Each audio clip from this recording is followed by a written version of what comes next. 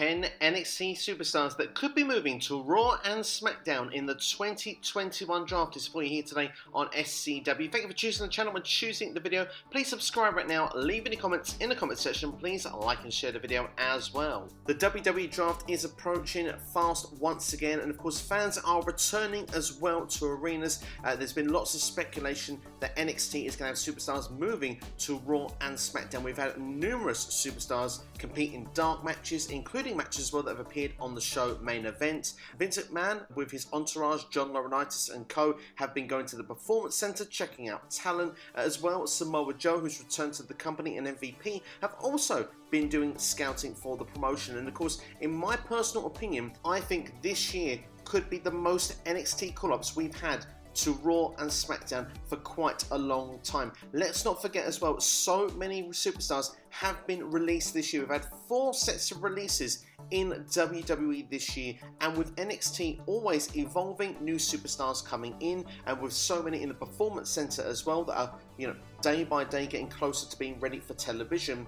This could really be a real reset button for WWE, trying to freshen up Raw and SmackDown. This could be the freshest and most exciting WWE rosters since the 2016 draft, where the draft started again with Raw and SmackDown shows for the very first time. I think this could be the freshest we have those shows in 5 years. So I wouldn't be surprised if we see, not NXT gutted to a point, but a lot of its perhaps more polished superstars, ready superstars coming up towards Raw and SmackDown. So this video is focusing on that 10 superstars that could be going from NXT to Raw and SmackDown. Of course, teams or factions, if you want, managers, all count as one choice. And just to make things extra spicy in this video, I'm even going to predict where I think they're going to end up. So without further ado, let's get straight into it then. And just before actually I do, if you're not into the spoilers, you don't want to know who's been in the dark matches, you don't want to know any of that information, this probably isn't the video for you, because that information, those superstars, particularly for the first half of this video, are who I'm going to be concentrating on first. So the first choice is Karrion Kross. Now, of course, Karrion Kross and Scarlett are going to come together in a package for me here. And the reasoning for this is because, well, Vince McMahon in particular is looking for younger, bigger superstars, and Karrion Kross does fit the bill perfectly, and he has been doing arguably the most dark matches of everybody. In fact, he's also been one of the first people that was featured on main event. Let's be honest, that main event performance wasn't seen as the most special thing by, Twitter and the universe of wrestling, because, well, when you look at things, his entrance, it was completely stripped back. He was just coming to the ring. He didn't have Scarlett with him. Yes, he still looks impressive in ring, but I think not having that mystique of what the character represents, I think a lot of people at that time were a bit sour on that performance. But the thing is, though, if you look at it, if he comes with that presentation, he comes with that performance, Karrion Kross is something special and different. Arguably, I don't think Karrion Kross is someone that suits the NXT style of wrestling. Yes, he's got the gimmick and the style and the charisma on the microphone, but in ring, we've got more of these kind of, flippy stars that do these 5-star classics. Karrion Kross is more that big guy that throws people around. I think that should be the style of matches he's more suited and used to, and I think for that he'll benefit more being on the main roster. The fact that he did this performance on main event without Scarlett, in my personal opinion, means that when he comes to the main roster or to Raw and SmackDown, she will come not just up and be on a different show, which she was rumoured to have a dark match of her own. She has not been seen competing NXT either, but I do think they'll come as a package. I do think they'll keep them together, because I think it would be a criminal mistake to not do so. These two together, working together, really works in my opinion. I have seen them apart in Impact Wrestling. That was fine for the gimmicks that I had going at the time, but seeing as this presented package in NXT, it has worked to perfection so far. And I do think, as I say, going with that big man mentality in those sort of big beefy matches, I think that will work really, really well. And as for a show that I would put them on, I think you can't look further than Monday Night Raw. I think it's the perfect platform for them. Being on the opposite show to Roman Reigns is the best thing for them right now, because they can build themselves up over a number of weeks and months, and Karrion Kross can go, positioned towards the top end, perhaps even the main event of the heel side of that card. If he's on the same side as Roman Reigns, in my opinion, he's not going to get to that top spot, and I don't think you can get into his full potential as soon as you would like to, because Roman seems to be holding that championship for a very long time. I think Karrion Kross on the opposite show has the opportunity to become the main star, the main focal point of the heels on that. So I think for Raw, I think Karrion Kross is a must, and I think Scarlett going there with him, I think as a package would be absolutely perfect. Next is another superstar who also was featured on Main Event and at the time was North American Champion. I'm talking about now the former North American Champion, Bronson Reed. Of course, he dropped that championship last week at the time of recording to Isaiah Swerve Scott of Hit Row. So that kind of frees things up for Bronson Reed. He doesn't need to drop a championship like Karrion Kross would. I would expect Kross will drop his championship by the next takeover at the very latest. But of course, Bronson Reed, he's free to go up now, and of course he fits the dynamic perfectly once again of what Vince McMahon is looking for. A young guy, a big athlete as well, someone that can, go around the ring as well. He's got quite a lot of agility for a man his size. In fact, he's very much reminiscent of watching like a Bam Bam Bigelow in the ring. In fact, I loved when he did the actual tribute to Bam Bam Bigelow with his ring attire at NXT TakeOver 30. But Bronson Reed, I think he'll be great for the mid-card. I think at this particular point, you don't want to push him too much too soon, but he's got over organically in NXT, and I love the way that Wade Barrett shouts tsunami. They have to make sure that they make a big deal of that finishing move as well, because Bronson Reed has been really progressing in 2021. If they bring him to, for example, the show I think he should go to, which is SmackDown, I think in that mid-card area, I think it would fit in perfectly for the time being. I think going perhaps for the Intercontinental Championship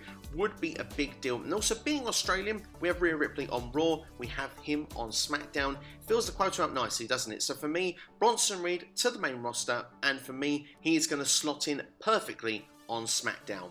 Next, let's talk about Shotzi Blackheart, another person who's also been doing performances for Raw and SmackDown in dark matches. I think she's got a great character, and I love the way that she presents her tank going to the ring as well. I think that she's someone that will be very much liked by Vince McMahon and people like that on the main roster, and she's still got a lot of time on her side, a lot to learn, and a lot to give as well. I think she's definitely a future women's champion. It's a shame that we wouldn't get to see it in NXT if that is the case, but like I said, she is something different. She represents something different, and I think that she could definitely get a hardcore fan base on the main roster. I think that her style as well would work quite well with the younger audience, like I say, with the tank as well. Whether it was on the likes of a SmackDown with Pat McAfee making a big fuss about it, or perhaps even on Raw, you can have the commentary duo of Byron Saxton and Corey Graves going back and forth on it. So I can see actually there could be a benefit of her being on both shows. I could see her being on both, but I'm gonna strictly go for Raw as a prediction, because Raw is War back in the day. So with the tank there, I think it's a fitting one there. And I do think as well, Raw at the moment, even though perhaps they have more women,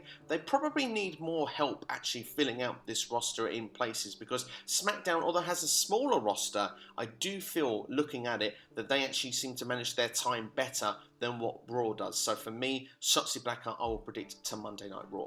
Another person that's been doing dark matches as well is Toni Storm. Now, of course, Toni Storm has been on a very big losing streak on NXT. I don't really feel that NXT, the US version, has really worked out that well for her, really, when you look back at it, because since Vengeance Day, of course, this past February, where she was in the Women's Championship scene, she's gone on a complete losing streak since. She'd only sort of been called into it the previous October.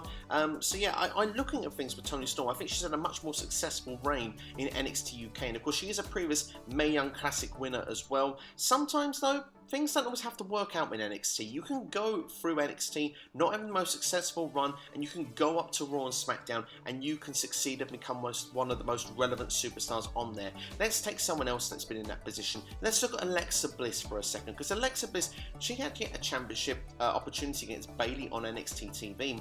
I don't remember having loads of takeover matches back in the day, the 5-star classics coming up. No, Alexa Bliss wasn't used for that role. She was a manager, she sort of did stuff in ring, but when she got her opportunity, she was called up to SmackDown, and very quickly she became a big deal on SmackDown, because she was the first one eliminated from the 6-pack challenge in Backlash 2016 to crown the first ever SmackDown Women's Champion. By December, she was the champion. She was the next champion, so she got herself the momentum, put the rocket to her, and sky was the limit. Before you knew it, 5-time Women's Champion across both Raw and SmackDown. So why can't this happen for Toni Storm? I think Toni Storm is a great in-ring talent. I love the way she's presented with a gimmick, that sort of Motley Crue rock chick, and I hope, like I said, her moveset is awesome. So Toni Storm, if she can be called up and she can be given the right sort of momentum, I don't see why she couldn't be a big success on Raw or SmackDown. Now, I can see a great argument for being on both shows, and a part of me wants her on SmackDown, if I'm brutally honest, because I just think the matches with the likes of Sasha Banks, Bayley,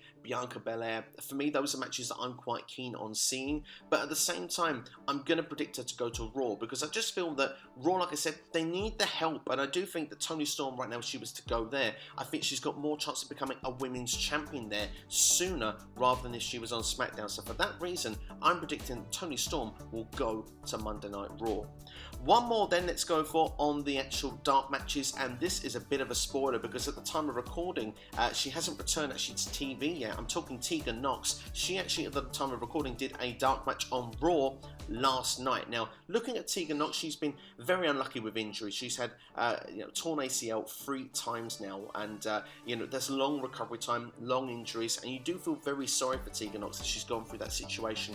I would love her to get the opportunity to win the NXT Women's Championship. I think that it definitely would be quite fitting, especially after the story that she's had building herself to get to this position. But I do know that she's had some higher-ups big fans of her in WWE from the minute that she came on our TV screens. Michael Cole was singing her praises in the Mae Young Classic. In fact, he actually made her, I believe at the time, the prediction to win the whole thing as well. So I think that you can see that there's definitely a lot of stock put in the name of Tegan Nox, and perhaps really it could make sense to move her to Raw or SmackDown, because in NXT you have those longer matches, those 15, 20, 25 minute matches, especially on takeovers you have them. On Raw, SmackDown, you don't really get that. So in that way, she probably will be more protected. So from that reasoning, I can see the logic of why you'd want to bring her up. There's probably more longevity in bringing Tegan Nox now to a Raw or SmackDown and to skip that stage of NXT. And if I was to predict then which show she goes on or which one would benefit her more, I can again see the argument of being on both shows. But I think SmackDown is the right place because it's the shorter show, shorter matches. It's less on the body, if you want, every single week. Yes, okay, they will be on the road once again, so house shows will come back into effect. But I have this feeling that WWE will probably look to try and protect Tegan Nox at all costs. So for that reason, I think that this one can happen, and I would say that SmackDown would be the destination that I would select. And of course, as I said, Michael Cole is doing commentary on there as well. So yeah, I think that would keep her protected. So that's the people that have been in the dark matches. Let's take then my general feeling around the roster and predictions of where I can see elsewhere superstars going. And the most obvious one that screams to me is Finn Balor. Because Finn Balor, well, he's been back in NXT now for nearly 2 years. And let me tell you what a heck of a run he's had, being NXT champion once again and having a heck of a run as well. He almost has reinvented himself. And I just feel that if he was to come back up now, he could be such a big deal so quickly once again on Raw and SmackDown. If I was to get the option, I think I would choose Raw for Finn Balor, just purely because I mean, you could have some great matches with Roman Reigns and, of course, some great contenderships like that. But I feel that Finn Balor, if he comes back in and goes on Raw, you almost can reposition him like you did back in 2016. Finn Balor could be presented like that top guy, like they wanted to do, the first ever Universal Champion. The last thing I want to see is him to go back into the mid-card, going for the United States Championship or the Intercontinental Championship. Not that there's anything wrong with that, I just think Finn Balor could give so much more. And if he was given a proper run and a proper go at it this time, and faith in him that he won't get, put out on the shelf on that opportunity he was given for the Universal Championship back in 2016, I think Finn Balor could be a top guy, and I really want to see it. So yeah, Finn Balor for me, Monday Night Raw, let's make it happen. I would really want to see it, because like I say, since he's lost that championship, he was off TV for a while, he came back, he lost his rematch to Karrion Kross, he's not been on TV again since. So yeah, maybe we're waiting for the call-up. Finn Balor could be going to Raw or SmackDown. Which one would you like to see? Let me know in the comments below. Next then, let's talk about Legado del Fantasma, because let's be fair, Santos Escobar is just awesome. The whole stable is fantastic, and NXT is getting stable heavy. Let's not kid ourselves here. And Santos Escobar was supposed to be rivaling with Bronson Reed for the North American Championship. There seems to be a reason that they went straight to Isaiah Swerve Scott and not to Santos Escobar. And the reason I think for it is because Santos Escobar, I think, would be quite fitting for SmackDown with Legado del Fantasma. In fact, he could be fitting for both brands, really. But I think that he is probably the top Hispanic star that they've found, or the most likely one to succeed Rey Mysterio, which is big shoes to fill, and so many superstars have tried it over the years, and WWE going back to the tried and tested. I think Escobar is the guy that can do that. And it's just a natural fit of an opening rivalry, isn't it, against the Mysterios. You've got the tag team of Joaquin Wilde and Raul Mendoza that could go for the tag team championships now against the Mysterios. And you've got Escobar that can have the epic one-on-one rivalry with Rey Mysterio as well. So for me, ticks a lot of boxes. I think Escobar could be a great mid-card champion going towards that sort of upper mid-card. I think that role suits him perfectly right now. Who knows, he could even push himself to a higher position in WWE. One thing's for sure though, with this group, the sky is the limit. They've not even touched the surface of what they could do with this trio. And I think that, to be honest, they've had a good run in NXT for the last, year to 18 months. Let's see what they can provide on SmackDown. I think that definitely this is a trio to keep an eye out for, personally. In my opinion, of all the picks here, this could even be the group that could succeed the most. And that's a lot to say here if other ones weren't quite to work out, because we know that NXT, sometimes those call-ups don't work the way that we expect them to. Next, let's look at Frankie Monet, because, well, let's be fair, Frankie Monet, she's the complete package already. Does she really need to go through NXT? She's great in ring, she knows her gimmick, she knows her character. I really think that Frankie Monet doesn't really need to be in NXT. I think that she is ready to go up to be with Raw and SmackDown. The thing is, for me, I would say Raw is probably the most likely destination that she could go to. Of course, her husband is there, so she could be alongside Johnny Drip Drip. But do you want to put her in that comedy role with Miz and Morrison at this stage? That could be one thing that could hold things back, but certainly she would add some sort of special dynamic to them as well, and could really elevate them as well. So I wouldn't be against seeing it. Of course, she's only just coming to NXT, so that kind of could rule this out a little bit. But the fact that Vince McMahon, John Laurinaitis, others have been there scouting, looking for people who are most ready, not looking for the people that could be necessarily potential. We've got the ready-made article here. Frankie Monet, of course, formerly known as Taya Valkyrie, is ready to go. So I wouldn't be surprised if she was to be pushed straight through and up to Raw or SmackDown. And like I say, I would go for Raw, as that's where her husband is. Next, let's talk about one that should be kind of obvious. Adam Cole, baby. Let's talk about it, because Adam Cole seems like he's been ready for the main roster for the longest time. Adam Cole is a fantastic athlete.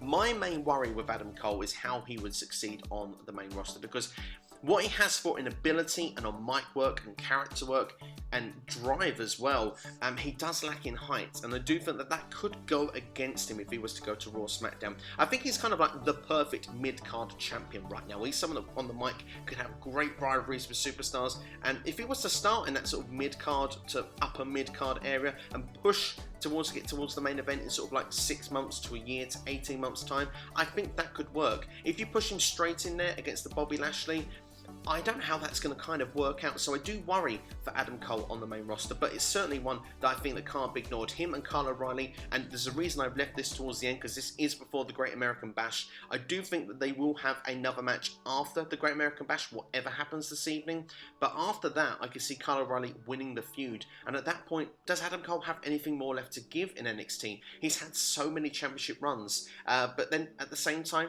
maybe a match with Samoa Joe could happen further down the line. So there are things still for Adam Cole still to do in NXT. We'll just have to wait and see. But it's one to keep an eye out for. And if he was to go to one show, I would pick Monday Night Raw, because Adam Cole does have potential to have star power. And I do think that Raw is the show that needs star power most. So for that reason, Adam Cole, baby, to Monday Night Raw. Last but not least, and I'm going to talk Io Shirai, probably another one I've seen very obvious, a long-term NXT Women's Champion, but by the time you're watching this, she could be an NXT Women's Tag Team Champion. She's going for the shot this evening at the time of recording, but of course, if she doesn't win the match, or when she eventually does drop the Tag Team Championships, if she happens to win them, there comes a point of what's left to do in NXT for Io Shirai. So, for that reason, you could call up to Raw or SmackDown. For me, I would move it to SmackDown. I just think about the matches with Sasha Banks, Bayley, Bianca Belair. There were some great matches in there that I really want to see. So for me, it's a no-brainer of where she was to move to. But I do worry with the promo side of things if that would go against her, the lack of speaking English.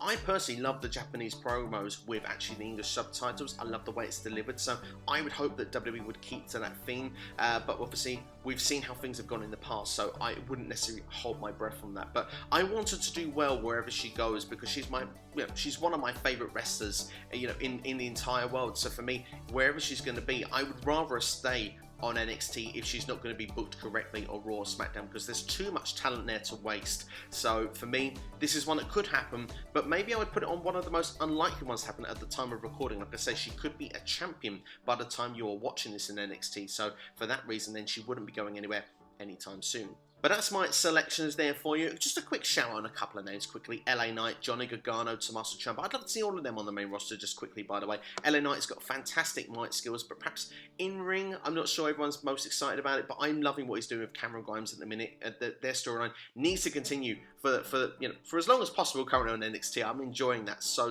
much. Gargano and Ciampa seem like they're never going to go to the main roster, or Raw and SmackDown if you prefer. And the thing is, for me, I actually prefer them in NXT. I just like them there. I have more faith that's how they're going to be booked best. So those are the reasons those names were not mentioned. But let me know your choices in the comments below. I'm intrigued to know what your thoughts are about this topic. Which NXT superstars do you see moving to Raw or SmackDown around the WWE draft this year? Will it be in the draft? And of course, yeah, do you agree with my reasons? Do you agree with the shows that I put them on? Let me know what shows you'd like to see some of these superstars on in the comments below. Like I say, I cannot wait to interact with you. As well as that, I have done another video, 10 WWE superstars that need to move in the WWE Draft 2021. Of course, that's focusing on Raw and SmackDown superstars, 5 each, which need to move shows. So go and check that video out right now. I'm looking as well, I took on a suggestion on board, 10 superstars that should not move in the WWE Draft. That will be coming up on the channel as well, so make sure to keep an eye out for that video when that drops in the coming days. But that's all from me anyway. Thank you for watching. Please like, share, subscribe, hit the bell for notifications so you know each and every time a video is released. And like I say, drop a comment in the comments below. Really does help the channel a long way. But have yourselves a great day. Thank you for watching. You've been watching SCW here on YouTube. All the best.